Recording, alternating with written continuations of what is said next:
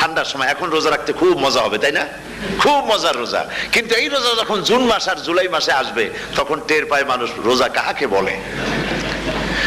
প্রচন্ড পিপাসা, সামনে সব খাবার পড়ে আছে, একটা খাবারের দিকে রোজাদারের হাত যায় না, ঘড়ির দিকে তাকায় আর চুপ করে বসে বসে আল্লাহর জিকির করতে থাকে। আল্লাহ কয়, ফেরেশতারা দেখ, এই বান্দা বানাইতে নিষেধ করছিলি, সুবহানাল্লাহ।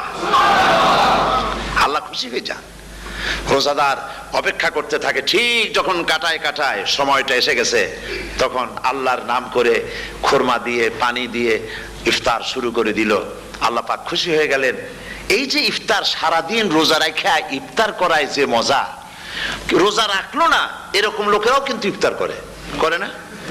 পুরান ঢাকায় আছে, ঢাকার তো কয়েকটা এলাকা আছে, পুরান ঢাকার লোকেরা নাকি বলে যে, যারা রোজা রাখে না তারা বলে যে রোজা না রাখে একরকম পাপ করছি, আর ইফতার না করিয়া কবিরা গুনাহ করবো নাকি, ইফতার তো করাই